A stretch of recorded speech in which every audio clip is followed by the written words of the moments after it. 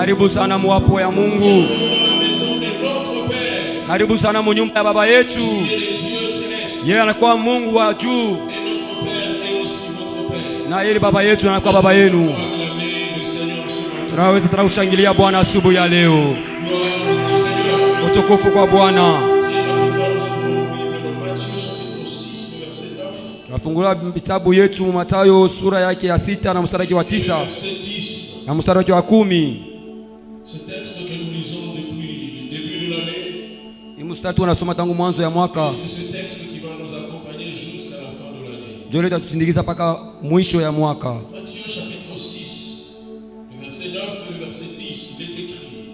Voici donc comment vous devez prier.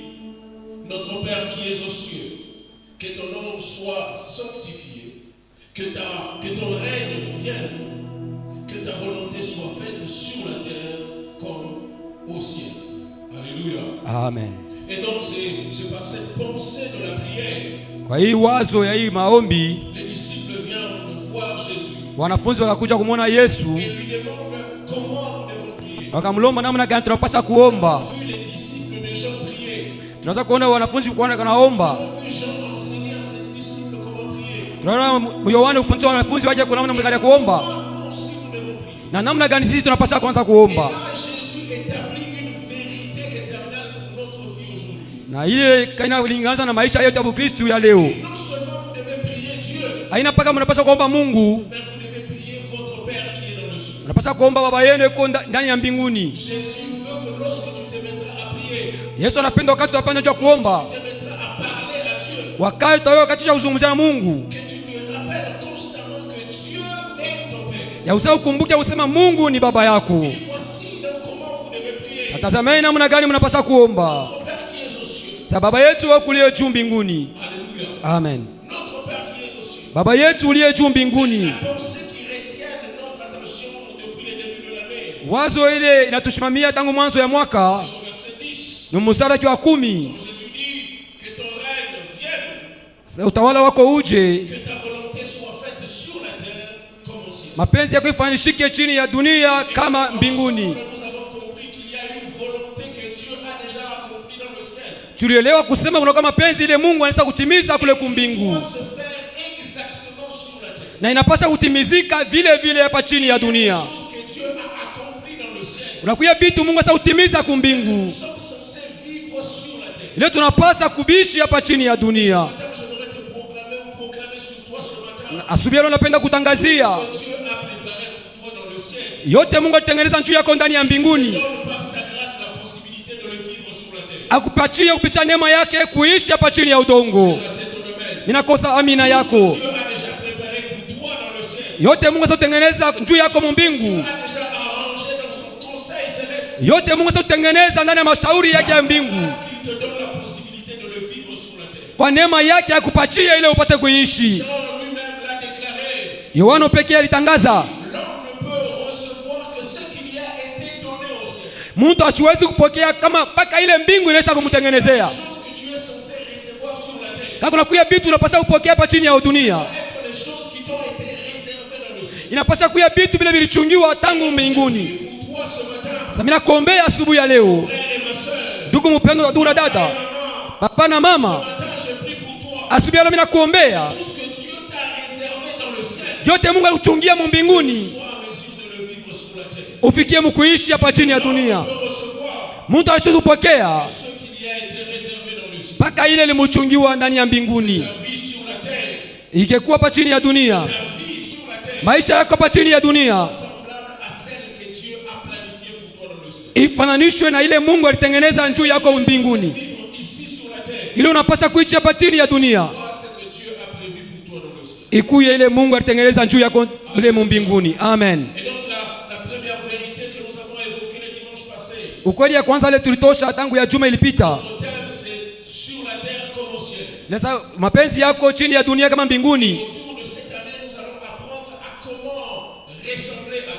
Na hii mwaka tutafundishwa namna gani ya kufanana na Kristo. Na namna gani ya kuishi kama Kristo hapa chini ya dunia.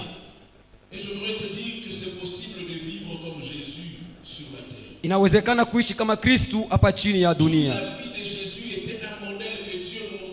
Maisha yote ya Kristo ilikuwa ni mfano ile Mungu alituonesha. C'est un message que Dieu a envoyé à chacun d'entre nous. Inakuwa ni mjumbe ile Mungu alitumia umoja na upande wetu. Pour dire, voici l'homme que vous devez imiter pour être comme Dieu sur la terre. Ya usema tazameni mtu yule mnapaswa kufananishwa naye njia kuishi pa dunia. Les actions que Jésus posait. Matendo ile Yesu alikuwa anatenda. C'était un message que Dieu nous montrait. Ilikuwa ni mjumbe ile Mungu alikuwa anatuonesha. Regardez celui que vous devez imiter. Sasa ule tunapaswa kufananishwa naye. Vivre comme Dieu sur la terre. Njia ya kuishi kama Mungu hapa chini ya dunia. C'est possible de vivre comme Jésus sur la terre. Na inawezekana kuishi kama Kristo hapa chini ya udongo. La possibilité de le faire par son esprit. Kwa sababu tupatie ile mamlaka ya kuifanya kupitia roho wake. Donc la première vérité que nous avons évoquée le dimanche passé, Na ukweli ya kwanza ile tulitosha mjuma ilipita, c'est que vivre sur la terre comme au ciel kuishi chini ya dunia kama kumbingu, est une question d'image et de ressemblance. inakuwa ni swali ya picha na kufananishwa. Sur la terre, tu es l'image de Dieu et la ressemblance de Dieu. Hapa chini ya dunia unakuwa picha ya Mungu na ile kufananishwa kwa Mungu. Pour un petit rappel, quand Dieu crée la terre, le ciel et la terre, Kwa ukumbusho, wakati Mungu aliumba mbingu na dunia, il est arrivé au moment où il devait créer l'homme. alifika wakati alipasha kuumba mtu. Et il a dit, créons l'homme à notre image et à notre ressemblance. Akasema tuumbe mtu kwa picha yetu na kufananishwa wetu. Créons l'homme, mettons-le sur la terre, Tumuumbe mtu tumweke chini ya dunia, qu'il puisse nous représenter. juu apate kutuonesha. À chaque fois que la nature devait voir l'homme, Wakati yote umbile inapasa kuona mtu, devait voir la grandeur et la puissance de Dieu. inapasa kuona bunene na uwezo wa Mungu. On devait fixer le regard sur l'homme. Wakati yote mnazotazamia mtu, On devait voir l'image de Dieu et la ressemblance de Dieu. balipasa kuona picha ya Mungu na kifanganisho cha Mungu. Le dimanche passé, à chaque fois que Dieu nous regarde sur la terre, Wakati nilisema juma ilipita, wakati Mungu anatuona chini ya dunia, il se voit en nous. Il a besoin de se voir en nous. eko lazima ajione ndani yetu. Il a besoin qu'à chaque fois qu'il te regarde, Eko lazima wakati zote anakutazamia, il voit en toi son image et sa ressemblance. aone ndani yako picha yake na ufanganisho wake. Il faut de se voir en toi. Mungu eko lazima aonekane ndani yako. La fois dernière, j'ai donné l'image du miroir. Sasa leta ile picha, J'ai donné l'image du miroir. leta ile picha ya likalasi. J'arrive devant le miroir. Minafika mbele ya likalasi Je dois me mirer dedans. C'est l'image de quelqu'un d'autre que je vois. na kama naangalia ni picha ya mtu mwingine ile mimi naona mule. Comment tu vas réagir? Namna gani utatenda? Tu arrives devant le miroir. Unafika mbele ya likalasi, Surtout les mamans qui utilisent les miroirs tous les jours. kama wamama wanatumikisha malikalasi siku yote, Généralement, les papas, nous n'en avons pas besoin. hatuna nayo lazima. Alléluia. Amen. Les papas, amen. Amen. Généralement, les miroirs, les papas, nous n'en avons pas besoin. Kwa wingi wa bana na mikalasi sana. Même moi-même, là, pour arranger mes cheveux, je n'ai pas besoin de miroir. Amen. Je sais déjà comment ça se présente. Amen. Mais lorsque tu fais cette expérience-là, Kama unabeba ile kuishi, tu arrives devant le miroir, unafika mbele ya likalasi, au lieu de te voir dedans, ile kila wewe ujione c'est ndani, l'image de quelqu'un d'autre que tu vois dedans. inakuwa ni picha ya mtu mwingine leo unaona ndani. Comment sera ta réaction? Namna gani itakuwa? Ça sera quoi ta réaction? Utajibu namna gani? Comme je l'ai dit, malheureusement pour Dieu aujourd'hui, Kwa Mungu leo à chaque fois quand il jette son regard sur la terre, wakati à utakatazamia chaque chini ya fois qu'il dunia, regarde la vie de certaines personnes, wakati anaona maisha ya watu il wengine, ne se reconnaît pas dans leur vie. asijitambue maisha Il yao, ne se voit pas dans leur vie. asionekane ndani ya maisha yao. Et donc c'est même ça le travail que Christ a accompli à la croix. Na njoo ile kazi Kristo alitimiza Il kumsalaba. est venu pour nous restaurer à l'image et à la ressemblance de Dieu. Alikuja kuturekebisha kwa Et picha donc na ufanisho wa quiconque Mungu. croit en Jésus Na tunaamini na Kristo, est restauré à l'image et à la ressemblance de Dieu. tunarekebishwa kwa picha na Et donc à ufanisho chaque wa Mungu. fois que tu dois vivre sur la terre, Kwa wakati tunapaswa kuishi chini ya en dunia, tant qu'enfant de Dieu ou croyant en Christ, kwa vile mtoto wa Mungu wala mwaminifu ndani ya tu es Kristo,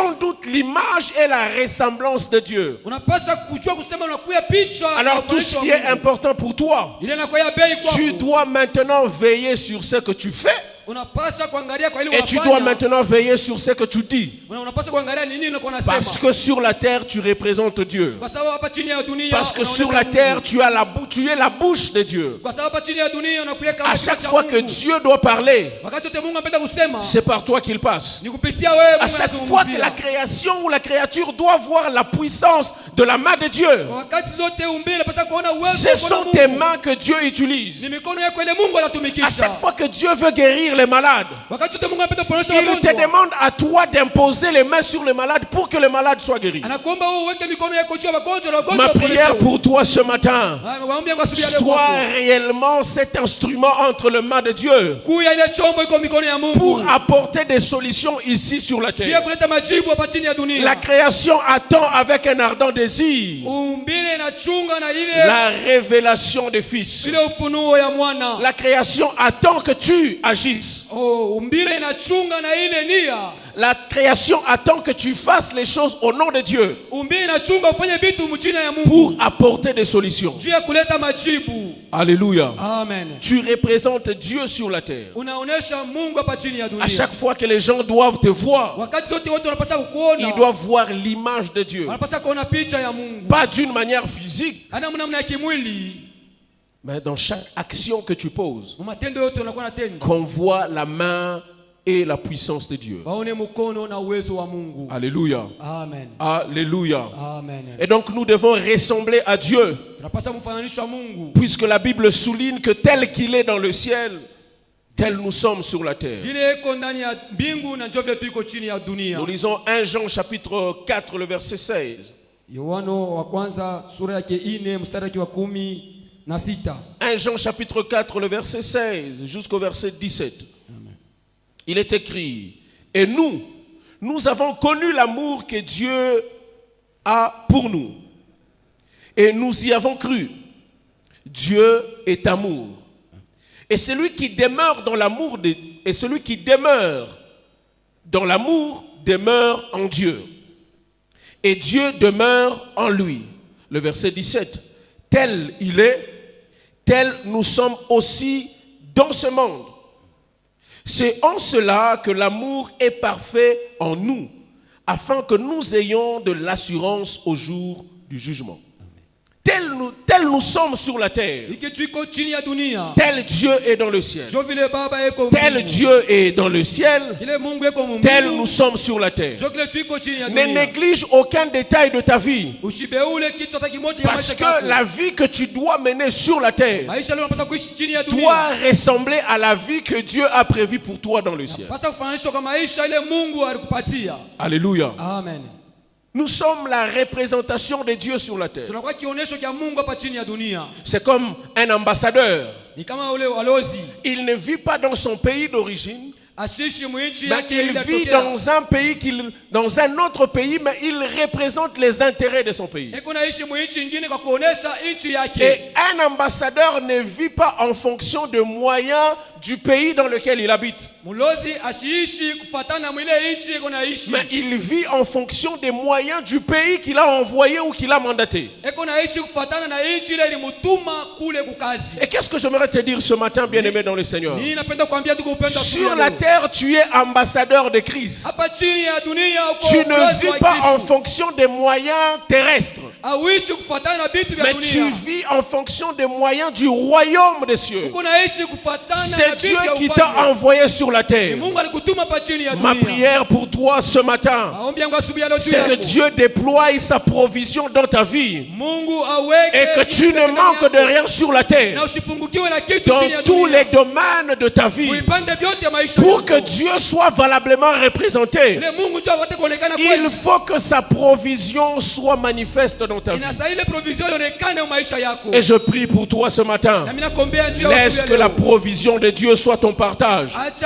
Au nom de Jésus, que la provision de Dieu soit ton partage. Que tu ne manques de rien sur la terre.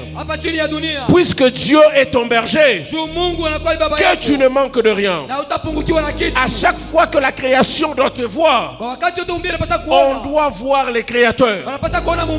Parce que celui qui t'a envoyé est celui qui t'a mandaté sur la terre. Et donc j'aimerais te dire ce matin, tu n'es pas venu accompagner les gens sur la terre. Même si tu vis dans une famille pauvre, même si tu viens dans une famille qui n'a pas de nom, mais la bonne nouvelle pour toi ce matin, c'est que Dieu se servira de toi pour donner un nom à ta famille. Dieu se servira de ta vie sur la terre pour donner de la valeur à ta famille.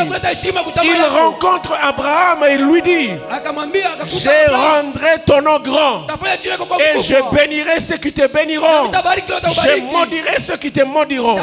Ce matin, puisque nous bénéficions de toutes les bénédictions que Dieu a déposées en Abraham, j'aimerais t'annoncer que Dieu rendra ton nom grand. Il se servira de toi ici pour manifester sa gloire dans sa famille. C'est vrai que ta famille n'a pas de nom. On ne connaît pas ta famille. On te connaîtra toi. Et toi tu feras connaître ta famille. Veille sur ta manière de vivre sur la terre. Car la grandeur de ta famille en dépend. Veille sur ta manière de vivre sur la terre.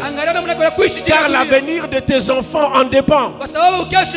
J'aimerais que le jour où tu ne seras plus là, que les gens soient à mesure de se souvenir de toi. Parce que tu as vécu sur la terre comme au ciel. En d'autres termes, tu n'es pas vivant sur la terre. Mais que les gens se sentent dans l'obligation de faire du bien à tes enfants. Parce que toi tu as vécu selon la volonté de Dieu. Tel qu'il est, tel nous sommes sur la terre. 1 Jean chapitre 2, le verset 6. 1 Jean chapitre 2, le verset 6. Il est écrit: celui qui dit qu'il demeure en lui doit marcher comme lui, comme il a marché lui-même. Et donc celui qui dit qu'il demeure en Christ, celui qui dit qu'il est en Christ, celui qui dit qu'il veut ou qu'il ressemble à Christ, il doit donc marcher comme Christ a marché sur la terre. Mes frères et sœurs, nous avons cette responsabilité-là. Étant chrétiens, nous devons manifester la vie de Christ sur la terre. Les gens, quand ils vont nous regarder, qu'ils voient réellement que nous sommes chrétiens. Comme je l'ai dit aux études bibliques le mercredi, être chrétien, ce n'est pas juste une nomination qu'on a donnée aux gens qui prient. Mais c'est parce que les gens ont constaté quelque chose dans ces chrétiens-là. Ils se sont rendus compte que ce qu'ils sont en train de faire et ce qu'ils sont en train de dire, c'est ce que Jésus était en train de dire. Et les personnes qui ont appelé les chrétiens chrétiens, ce n'étaient pas les disciples de Jésus. Ce sont des gens extérieurs qui voyaient les actions que les disciples posaient. Et ils ont dit forcément ces gens sont des chrétiens. Vous allez vous rendre compte que dans toute la Bible, d'ailleurs dans tout le Nouveau Testament, le mot chrétien ne revient que 3 fois dans la Bible. 2 fois dans les Actes des Apôtres et 1 fois dans dans les épîtres de Pierre. Alléluia. Amen. Donc ce n'est pas une nomination qu'on a donnée arbitrairement. On l'a donnée parce qu'on a vu que les chrétiens marchaient comme Jésus. Ils ont vu que les disciples marchaient et faisaient les choses comme Jésus. L'apôtre Pierre et Jean rencontrent un paralytique devant la porte de l'église. Ce paralytique-là attendait de l'argent venant de Pierre et de Jean. Et Pierre et Jean n'avaient pas d'argent. C'est comme pour dire, bien-aimé dans le Seigneur, ton plus grand besoin, ce n'est pas de l'argent. Ton plus grand défi dans la vie, ce n'est pas de l'argent. Tout ce que tu désires dans ta vie, ce n'est pas de l'argent. Il te faut la présence de Dieu. Pierre et Jean disent aux paralytiques, Regarde-nous. Nous n'avons ni or ni argent. Mais ce que nous avons, nous te le donnons au nom de Jésus. Lève-toi et marche. La Bible dit les paralytiques s'est levé. Il a marché. Il est entré dans le temple en louant Dieu. J'aimerais te dire, bien-aimé dans le Seigneur, ce matin, ce que les hommes ne peuvent pas te donner, ce que la famille ne sait pas t'offrir, la présence de Dieu est capable de te le donner. Vous allez vous rendre compte avec ce paralytique, c'est peut-être les membres de sa famille qui les prenaient et les déposaient à la porte du temple. Ils ont développé un commerce parallèle. Il dit, bon, nous on entre dans le temple, on te dépose à la porte, comme ça les gens vont te donner l'argent, en sortant on te récupère et puis nous partons manger. Ça c'est moi qui réfléchis comme ça, sur base de ce texte là. Mais la grande surprise ce jour-là, c'est que quand les gens qui devaient les déposer à la porte, ils l'ont effectivement déposé à la porte. Je présume qu'ils sont entrés dans le temple. Comme lui était paralytique et il n'était pas concerné à tout ce qui s'est passé dans le temple, lorsqu'il a rencontré la présence de Dieu, lorsque la puissance de Jésus a agi dans sa vie, les mêmes personnes qui l'ont laissé à la porte, quand ils entendent le bruit derrière, ils se rendent compte que c'est la personne qu'ils ont laissée à la porte qui est en train de marcher, qui est en train de louer et de célébrer Dieu, non pas comme paralytique, mais parce qu'il est en train de marcher. Mon frère et ma soeur, c'est que les connaissances et les relations ne t'ont pas donné, la présence de Dieu est capable de te le donner. C'est que les hommes de ce monde ne savent pas t'offrir, par sa présence Dieu est capable de te le donner. Ce que tu dois chercher, ce n'est pas d'abord de l'argent, mais c'est la présence de Dieu. Alléluia. Amen. Alléluia. Amen. Il dit celui qui demeure ou celui qui dit qu'il demeure en lui doit marcher aussi comme lui a marché. Et donc nous devons ressembler à Jésus. Nous devons marcher comme il a marché. Nous devons faire comme il a fait. Et le dimanche passé, j'ai conclu en disant, tout ce que Dieu veut pour nous, c'est que nous puissions manifester la vie de Dieu par la qualité de notre vie en Christ sur la terre. Ce que Dieu attend de toi dans ce monde, ce que Dieu attend de toi dans cette génération, c'est que tu manifestes la vie de Dieu sur la terre. Il y a des solutions qui ne viendront que par toi. Il y a des solutions, frères et sœurs, qui ne viendront que par toi. Il y a d'autres malades, pour être guéris, il faut que ça soit toi qui imposes le main. Pour que certaines personnes voient la visitation de Dieu, il faut que toi tu parles. Alors ne néglige pas la responsabilité que tu as sur la terre. Alléluia. Amen. Et donc ce matin, notre deuxième vérité est la suivante. Vivre sur la terre comme au ciel, c'est laisser Jésus vivre sa vie en nous. Tu veux vivre sur la terre comme au ciel, laisse Jésus vivre sa vie en toi. Alléluia. Amen. Lisons Galates chapitre 2, le verset 19 jusqu'au verset 20. Galates chapitre 2, le verset 19 jusqu'au verset 20 ou même 21. Il est écrit: car c'est par la loi que je suis mort à la loi, afin de vivre pour Dieu. J'ai été crucifié avec Christ. Et si je vis, ce n'est plus moi qui vis, c'est Christ qui vit en moi. L'apôtre Paul spécifie les choses.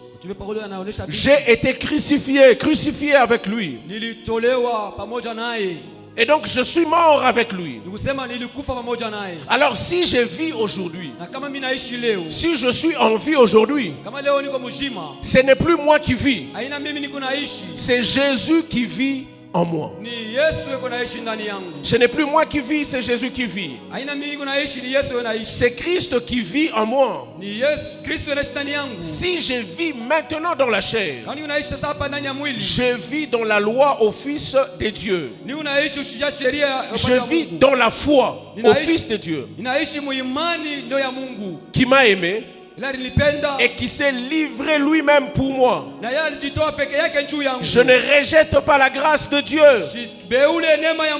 Car si la justice s'obtient par la loi, Christ est donc mort en vain.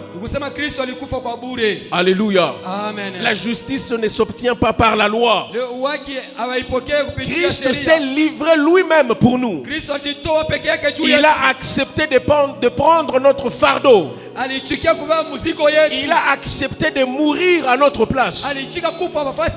Ce n'est pas pour que nous puissions rester morts comme avant, mais c'est pour que nous puissions acquérir la vie de Dieu.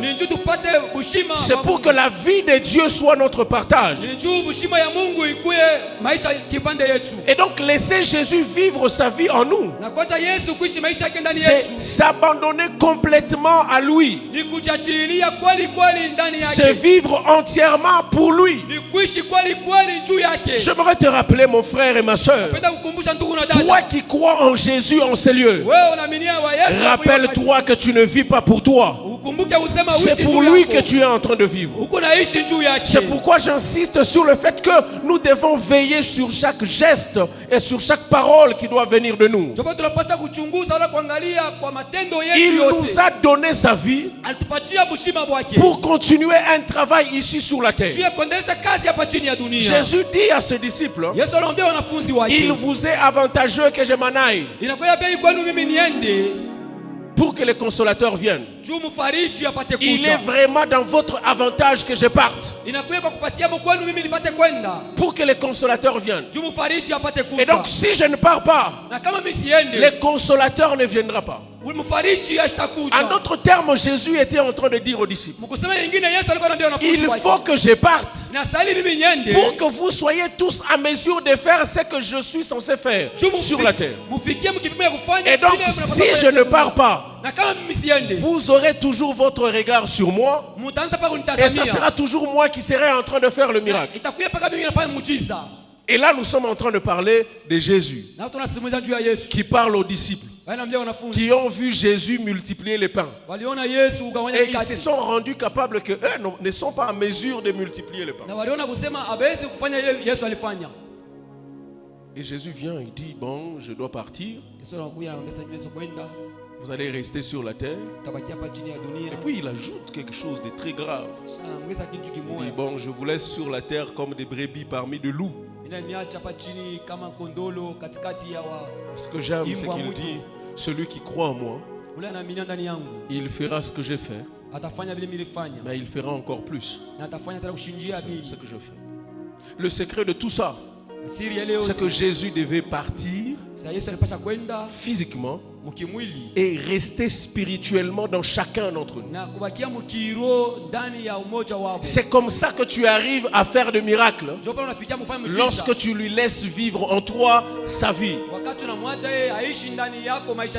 À la place de Pierre, je pouvais me poser des questions.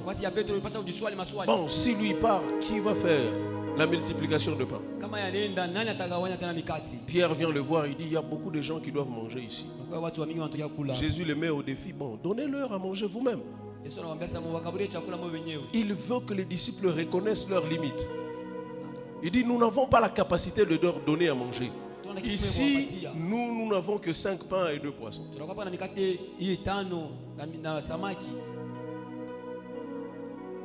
Et Jésus dit, apportez ça. Et quand il dit aux disciples que je dois partir, je suis très sûr qu'il y a certaines personnes ou certains disciples qui ne comprenaient pas ce qu'il disait. Lui-même, il l'a dit, j'ai encore beaucoup de choses à vous dire, mais que vous ne pouvez pas comprendre maintenant. Il faut d'abord que je parte. Il n'est pas parti pour nous laisser orphelins, mais il est parti pour qu'il reste vivant dans chacun d'entre nous et que nous soyons en mesure de faire ce qu'il a fait et de faire encore plus. Et donc laisser Jésus vivre sa vie en nous, c'est s'abandonner complètement à lui et c'est de vivre entièrement pour lui. Pourquoi? Parce qu'il s'est livré lui-même pour nous. Il a pris notre place à la croix. Ce n'est pas pour que tu gardes ta même vie, mais il s'est donné à la croix pour toi, pour que le jour où tu croirais en lui, que tu reçoives la vie de Dieu. Alléluia. C'est pourquoi nous disons, tous ceux qui croient, ils reçoivent la vie éternelle. Et donc la vie éternelle, ce n'est pas la vie que nous allons avoir dans l'éternité, mais la vie éternelle, c'est la vie que Dieu possède et qu'il nous a donnée en Christ. Alléluia. Amen. Tu es sur la terre, mais tu vis avec la vie de Dieu, avec la vie éternelle. Abandonne-toi à Dieu. Vis entièrement pour lui. Et celui qui est né de nouveau n'a plus de vie. Celui qui est né de nouveau, il n'a plus de vie, puisqu'il est censé utiliser la vie de Christ. Il est censé vivre avec la vie de Christ. Alléluia. Amen. Aujourd'hui, c'est très facile et très courant parmi les chrétiens. Il dit, ça c'est ma vie. Je l'amène comme je veux. Je vais te rappeler, mon frère, si tu as reçu Jésus comme Seigneur et Sauveur, ce n'est plus ta vie, c'est sa vie. Alors tout ce que tu dois faire, rassure-toi que ça correspond à la volonté de Dieu. Rassure-toi que ça doit correspondre à ce que Jésus veut. Celui qui est né de nouveau n'a pas sa propre vie, mais il a la vie de Christ qu'il est censé mener sur la terre. Ce que j'aime avec l'apôtre Paul, quand il parle aux Colossiens, dans le chapitre 2, le verset 11, nous allons aller jusqu'au verset 15. Il est écrit, il dit, c'est en lui que vous avez été circoncis d'une circoncision que la main n'a pas faite, mais la circoncision de Christ, qui consiste dans le dépouillement du corps de la chair. Ayant été ensevelis avec lui par le baptême, vous êtes aussi ressuscités en lui et avec lui. J'aime beaucoup cette phrase ici. Vous avez été ensevelis avec lui. Ça veut dire quand Christ est allé à la croix, on est allé à la croix avec lui. Quand il est mort, nous sommes morts avec lui à la croix. Quand il a été enseveli, nous avons été ensevelis avec lui. Mais lorsqu'on devait ressusciter, nous ne sommes pas seulement ressuscités avec lui, mais nous sommes ressuscités d'abord en lui et avec lui. C'est pourquoi l'apôtre Paul insiste sur le fait que si je vis maintenant, ce n'est plus moi qui vis, c'est Christ qui vit à moi.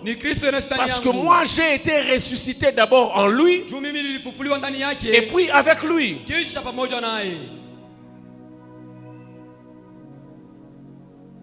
Il dit, ayant été enseveli avec lui par le baptême, vous êtes aussi ressuscités en lui et avec lui, par la foi en la puissance de Dieu, qu'il a ressuscité de mort.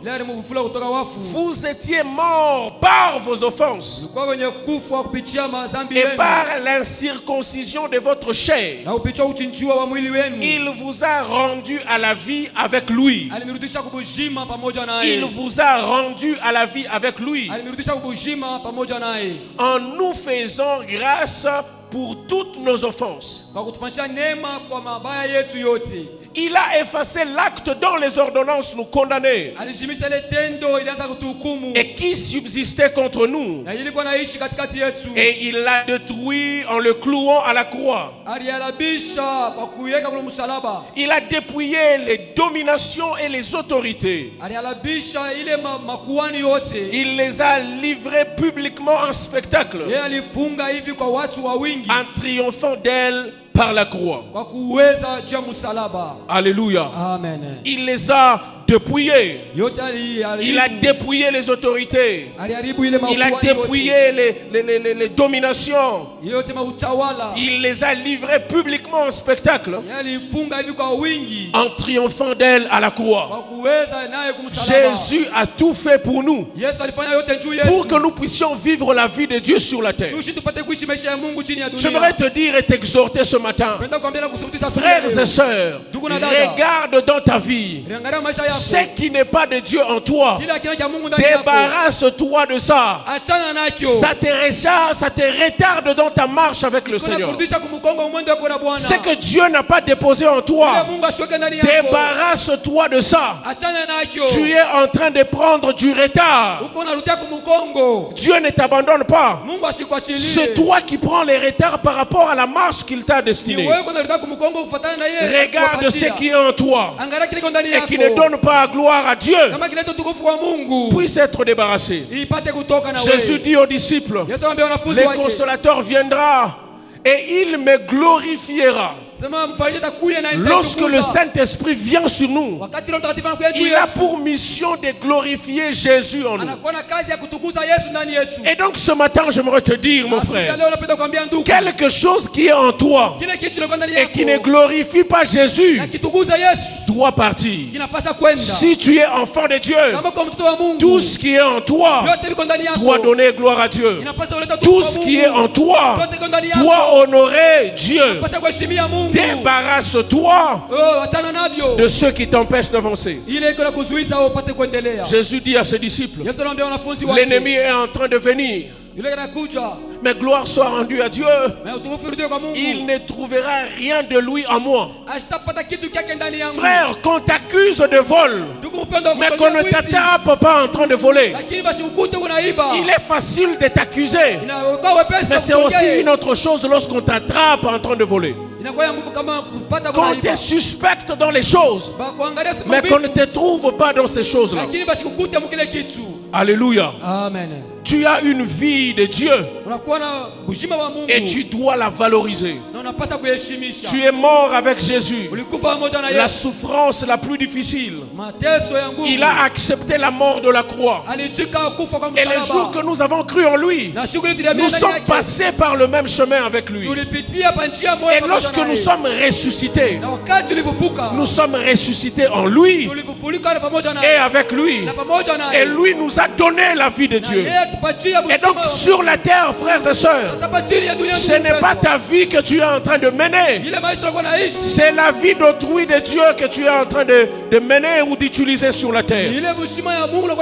Le seul conseil que je te donnerai ce matin, vis bien sur la terre. Tu n'as pas seulement besoin d'argent, tu as aussi besoin de bonnes relations avec les gens. Tu n'as pas seulement besoin de gens qui doivent travailler à ton compte, mais tu dois aussi considérer le besoin des autres. Vis bien sur la terre. La vie que tu as, ce n'est pas ta vie, c'est la vie de Dieu. Et donc tu dois te rappeler aussi Puisque toi tu as la vie de Dieu, c'est que mon prochain aussi a la vie de Dieu. Alors pourquoi ne pas respecter ton prochain? Puisque vous bénéficiez tous de la vie de Dieu. Ce qui n'est pas de Dieu en toi doit laisser place. Laisse que le Saint-Esprit glorifie Jésus dans ta vie. Laisse que le Saint-Esprit glorifie Jésus dans ta vie. Troisième chose à retenir ce matin, c'est que laisser Jésus vivre sa vie en nous, c'est se souvenir régulièrement que votre corps est le temple du Saint-Esprit. C'est comme ça que vous laissez Jésus vivre sa vie en vous. Lorsque chaque jour et régulièrement, vous vous souvenez que votre corps est le temple du Saint-Esprit. Ce qui fait que vous ne direz plus n'importe quoi. Vous ne ferez plus n'importe quoi. Parce que votre corps ne vous appartient pas. Il appartient à Dieu. Votre vie ne vous appartient pas. Elle appartient à Dieu. Et lorsque vous vous souvenez régulièrement que votre corps est le temple du Saint-Esprit, c'est là que la crainte de Dieu commence. C'est là que vous commencez à respecter les choses que la Bible vous recommande. Puisque vous savez que vous n'êtes pas appelé à faire n'importe quoi. Vous n'êtes pas appelé à dire n'importe quoi. Votre corps est le temple du Saint-Esprit. 1 Corinthiens chapitre 6. Lisons à partir du verset 15. 1 Corinthiens chapitre 6. Le verset 15 jusqu'au verset 20. Il est écrit. Il dit, ne savez-vous pas que vos corps sont les membres de Christ?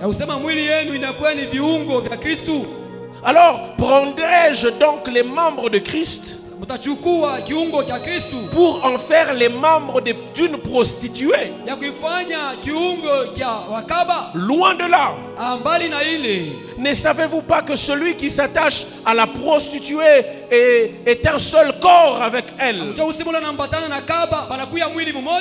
Car est-il dit, les deux deviendront une seule chair. Mais celui qui s'attache au Seigneur est avec lui un seul esprit. Le verset 18. Fuyez l'impudicité. On n'a pas dit résister. On a dit fuyez l'impudicité. Quelque autre péché qu'un homme commette, ce péché est hors du corps. Mais celui qui se livre à l'impudicité pêche contre son propre corps. Ne savez-vous pas que votre corps est le temple du Saint-Esprit? Ne savez-vous pas que votre corps est le temple du Saint-Esprit qui est en vous? Que vous avez reçu de Dieu et que vous ne vous appartenez point à vous-même, car vous avez été racheté à un grand prix. J'aime la conclusion.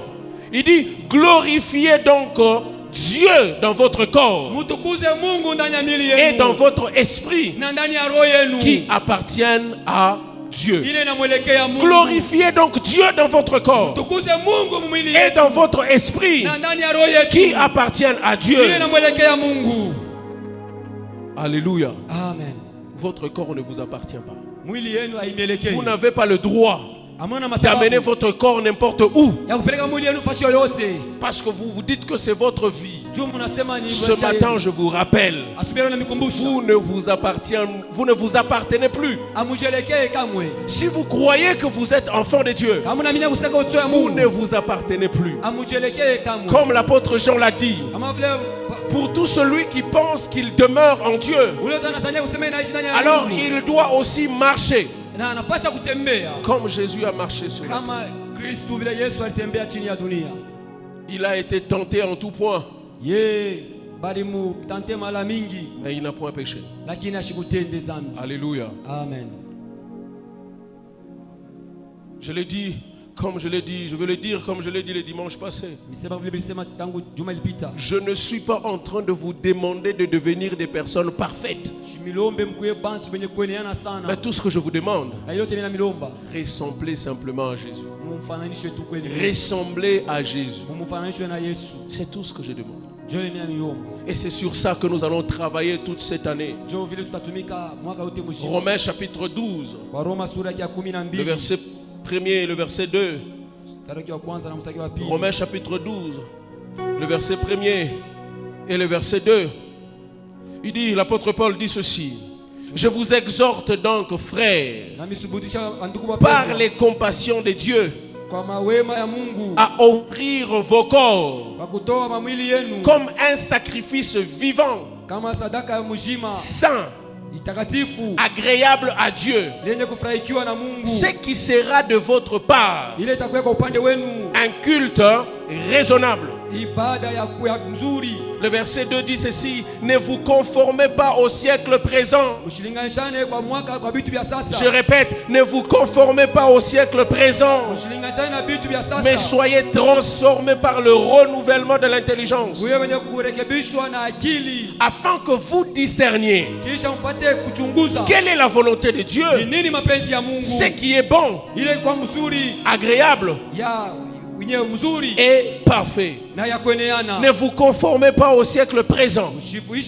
Votre modèle de vie, c'est celle qui se vit dans le ciel. Notre mode de vie, notre style de vie doit être conforme à ce que Dieu a fixé dans le ciel. Rappelez-vous que nous devons vivre sur la terre comme au ciel. Alors dans le ciel, il y a un mode de vie que Dieu a fixé. Il y a un style de vie que Dieu a fixé. Et nous devons honorer Dieu par la qualité de notre vie. Alléluia. Amen.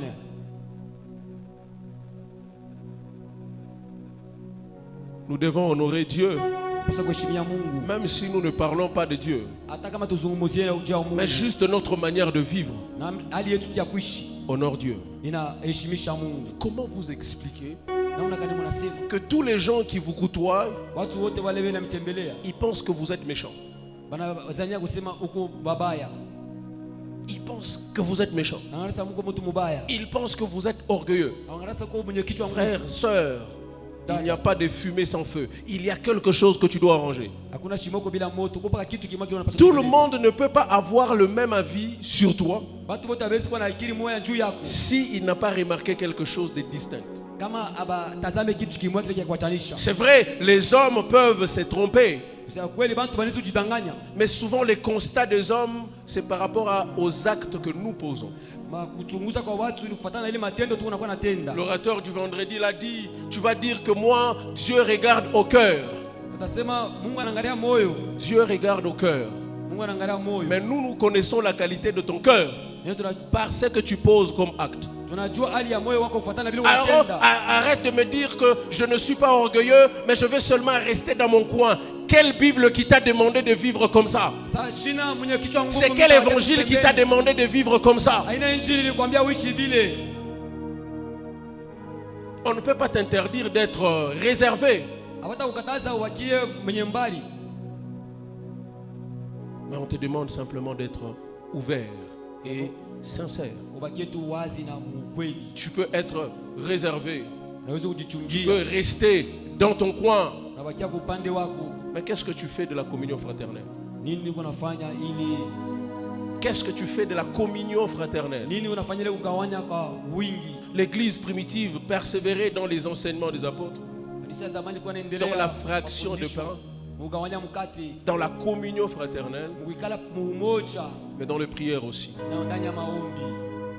Comment toi tu peux considérer les enseignements? Tu considères peut-être la prière, mais la communion fraternelle tu mets de côté. Ce n'est pas pour rien, après chaque culte on doit se saluer dehors. Ce n'est pas pour rien. Ça nous permet aussi de voir: oh, le frère il est de l'église, le frère j'ai prié avec lui les dimanches. Et tu peux les retrouver quelque part où il est en train de se faire le malmener. Et puis tu dis: ah, mais c'est mon frère de l'église. Tu interviens d'abord sans savoir qui il est. Mais tu interviens d'abord parce que tu l'as vu une fois à l'église. Amen. Frère, il est temps que nous puissions changer. Même les Jésus lui-même que nous devons ressembler. Imaginez-vous. Imaginez-vous que Jésus dise aux disciples que je suis très réservé, je n'aime pas trop parler. Vous venez seulement, vous voyez ce que j'ai fait et puis c'est tout. Il allait avoir quel genre de ministère? Il allait avoir quel genre de disciples? Avec les gens comme les Pierre là, il pose des questions, même s'il a la réponse, mais il pose quand même la question.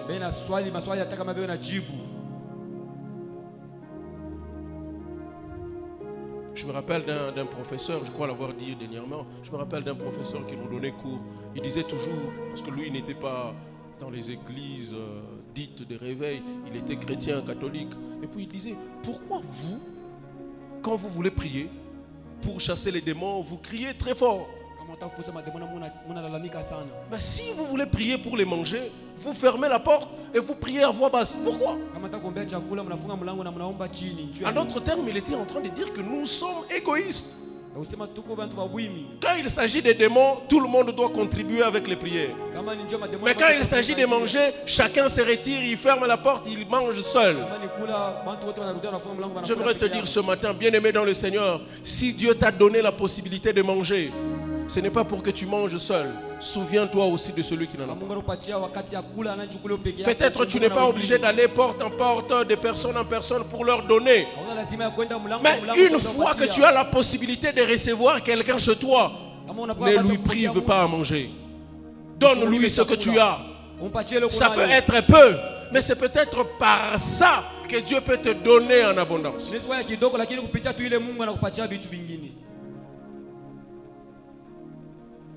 Comment tu te dis que tu es chrétien? Personne ne connaît chez toi, personne n'a jamais mangé chez toi. Non, moi je ne veux pas que les gens connaissent chez moi. Parce que les gens disent n'importe quoi. Frère, même s'ils ne connaissent pas chez toi, sœur, même s'ils ne connaissent pas chez toi, ils diront toujours.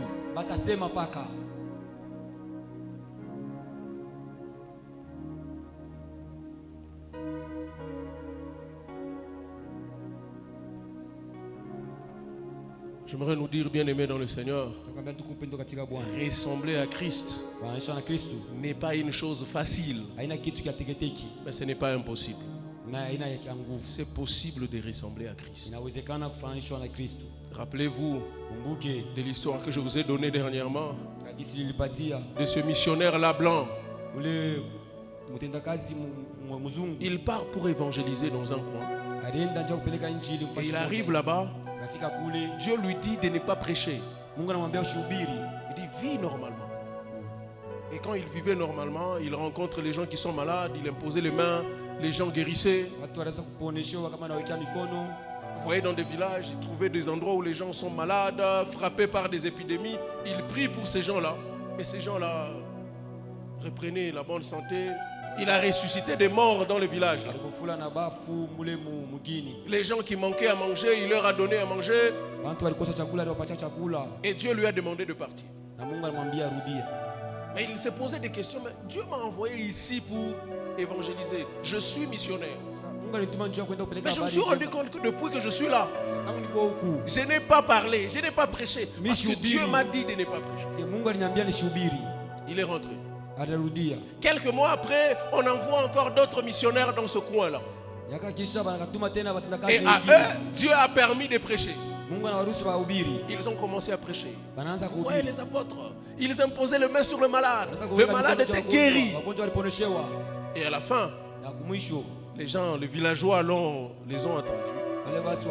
Oui, est-ce que vous pouvez nous accompagner quelque part? Ils arrivent devant une case. Il dit, vous voyez tout ce que vous avez prêché là. La personne qui faisait ça habitait ici. Et les missionnaires étaient étonnés. Il dit, nous on parlait de Jésus. Il dit, oui, mais la personne dont vous parlez là, il habitait ici. Il n'a pas parlé, mais il a seulement fait ce que Dieu lui a demandé de faire.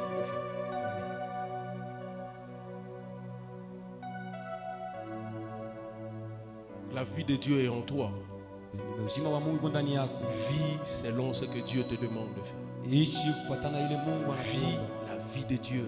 Laisse Jésus vivre sa vie en toi. Peut-être ça peut être difficile, mais laisse-lui vivre sa vie en toi. Il y a des choses qu'il doit réparer en toi. Tu ne le feras pas avec ton sérieux. Laisse Jésus vivre sa vie en toi.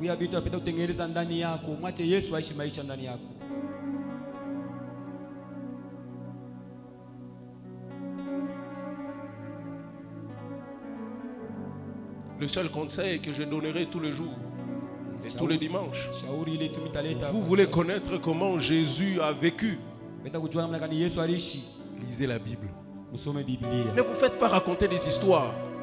Lisez la Bible. Comme ça, vous êtes en contact vous-même avec la parole de Dieu. Vous apprenez ce qu'il a fait, vous apprenez ce qu'il a dit, et vous savez comment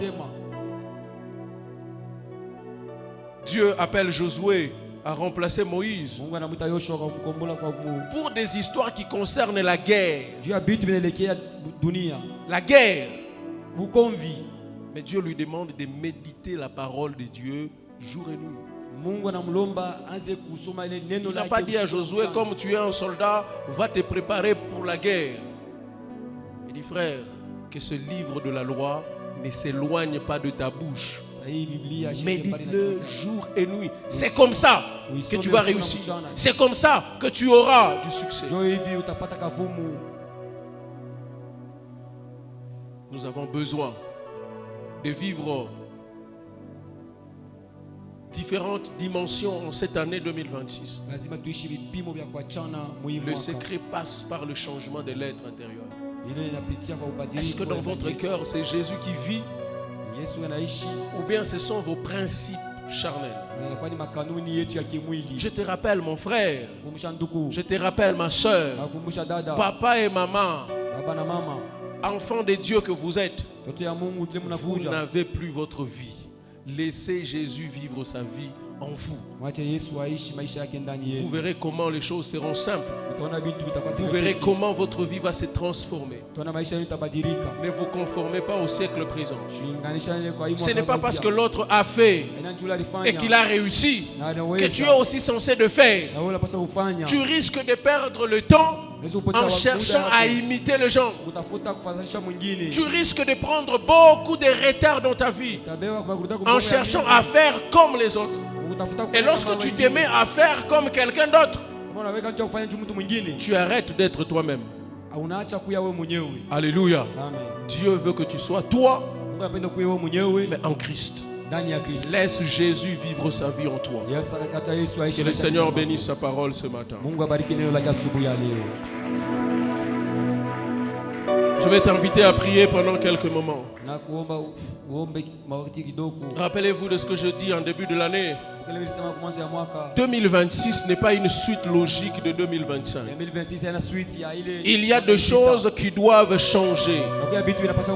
Dieu va se servir de votre passé pour vous rendre sage aujourd'hui, pour vous faire comprendre qu'il y a des erreurs que vous n'êtes plus censé faire. Dieu a besoin que tu lui ressembles par ta manière de parler, par ta manière de faire, par ta manière d'agir. Dieu veut que tu lui ressembles. Élève ta voix et dis à Dieu, Seigneur, vis ta vie en moi. Tout ce qui n'est pas de toi doit partir. Tout ce qui n'est pas de toi en moi doit sortir. Jésus l'a dit, tout arbre, toute plante que mon Père n'a pas plantée sera déraciné. Tout ce que Dieu n'a pas mis en toi, tout ce que Dieu n'a pas déposé en toi doit laisser place à la vie de Dieu, doit laisser place à la vie de Christ. Ta manière de parler doit changer. Ta manière de regarder les gens doit changer. Ta manière de parler des autres doit changer. Tu dois parler des autres comme Christ parle des autres. Tu dois parler des autres comme Dieu regarde les autres. Tu dois regarder les autres comme Dieu le voit. Dis à Dieu, Seigneur, transforme mon cœur. Transforme ma vie. Je veux te ressembler. En cette année 2026, dans chaque action que je dois poser, je dois te ressembler. Je dois vivre comme toi. Je dois prier comme toi. Je dois marcher comme toi. Je dois aimer comme toi. Je dois soutenir mon prochain comme toi tu me soutiens. Tu ne tiens pas compte de mes origines. Tu ne tiens pas compte de mon état d'âme. Mais tu tiens compte de ton amour. Que je sois à mesure de consoler. Que je sois à mesure d'édifier. Que je sois à mesure de fortifier. Au nom de Jésus, que ma vie puisse te ressembler. Que mon ministère puisse ressembler à ton ministère. Que ma famille puisse refléter ta volonté céleste. Je veux vivre sur la terre comme au ciel. Je veux marcher sur la terre comme au ciel. Parce que l'homme ne peut recevoir que ce qui lui a été donné dans le ciel. L'homme ne peut recevoir que ce qui lui a été donné dans le ciel. Et nous ne pouvons vivre sur la terre que selon les modèles célestes. Nous, enfants de Dieu, nous ne pouvons survivre sur la terre que selon les modèles célestes. Seigneur, impacte nos vies. Seigneur, transforme nos vies. Que nous puissions prendre en considération. Que nous puissions prendre en considération les besoins des autres, les principes des autres et respecter la vie de l'autre.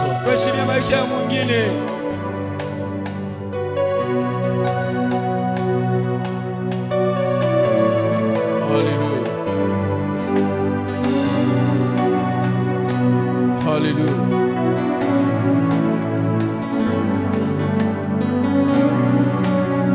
Bien-aimé, prie.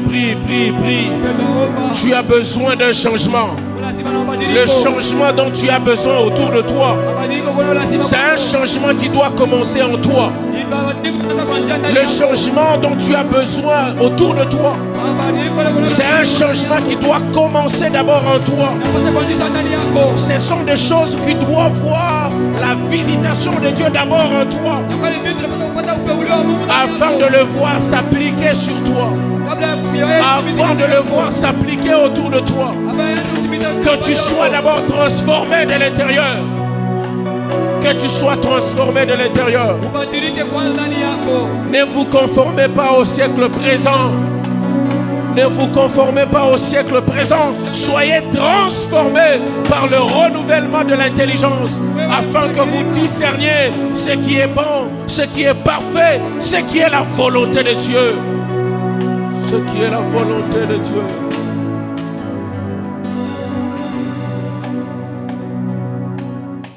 J'aimerais que tu pries et que tu dises à Dieu, Seigneur, laisse que ton esprit me rende capable de discerner ce qui te donne gloire et ce qui ne te donne pas gloire. Avant de faire quoi que ce soit, que ton esprit m'aide à discerner ce qui glorifie Jésus de ce qui ne glorifie pas Jésus.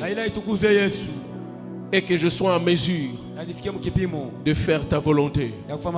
Élève ta voix et prie au nom de Jésus.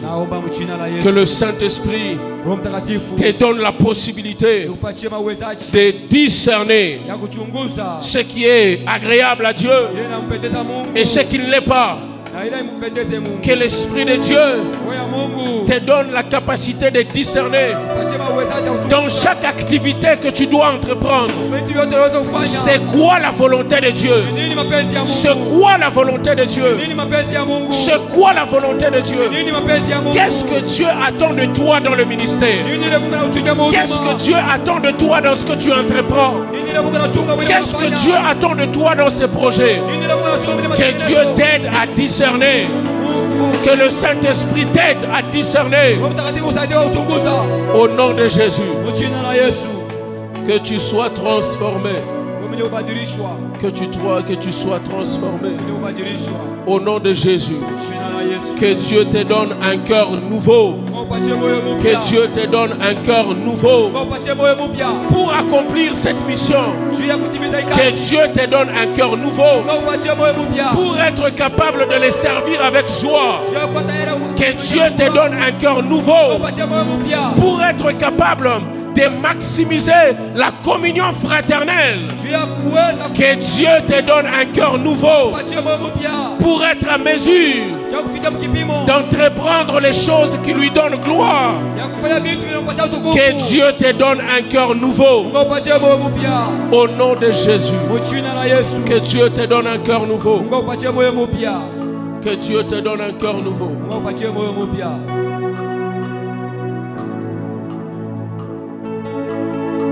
Dieu sait qu'il y a un besoin de changement autour de toi. Si Dieu commence par changer ton environnement, ça ne te changera en rien. Dieu veut que tu puisses être changé au-dedans de toi. Pour qu'avec toi, que Dieu change ton environnement. Pour que passant par toi, que Dieu crée un climat de paix dans ton milieu de travail. Dieu veut te transformer toi. Dieu veut te donner un cœur nouveau. Pour que passant par toi, pour qu'avec toi, que Dieu change les choses autour de toi. Que Dieu crée l'harmonie dans ta famille. Dieu veut passer par toi. Dieu veut t'utiliser toi pour atteindre ses objectifs sur la terre. Dieu veut t'utiliser toi pour atteindre sa mission sur la terre. Sois cet instrument entre les mains de Dieu. Au nom puissant de Jésus. Au nom puissant de Jésus. Alléluia. Seigneur, merci pour ce matin. Merci pour ta grâce. Merci pour ta faveur. Vivre sur la terre comme au ciel, c'est de laisser Jésus vivre sa vie en nous. Ce matin, nous sommes des vases que toi, tu t'es choisi pour être utilisés ici sur la terre. Alors ce matin, Père, je prie, tendre Père, que ta vie soit visible dans la vie de chacun d'entre nous. Transforme nos cœurs. Donne-nous des cœurs nouveaux pour assumer des responsabilités que tu nous donnes. Tu as une mission à atteindre sur la terre. Père, tu veux passer par nous. Transforme-nous. Que nous soyons à mesure de discerner ce qui est bon, agréable à toi. Que nous soyons à mesure de faire pleinement ta volonté. Nous abandonner totalement à toi. Vivre sur la terre uniquement et exclusivement pour toi. Il y a des défis. Le monde va nous déstabiliser. Le monde va nous défavoriser. Mais c'est toi qui vis en nous. Et celui qui est en nous est plus grand que celui qui est dans ce monde. Donne-nous la capacité de t'honorer par notre qualité de vie. Cela est notre prière ce matin et pour le reste du temps. Au nom de Jésus, Père, nous te prions. Par le Saint-Esprit, nous disons Amen. Est-ce qu'on peut acclamer le Seigneur? Acclame le Seigneur, acclame le Seigneur. Acclame le Seigneur. Acclame encore très bien le Seigneur.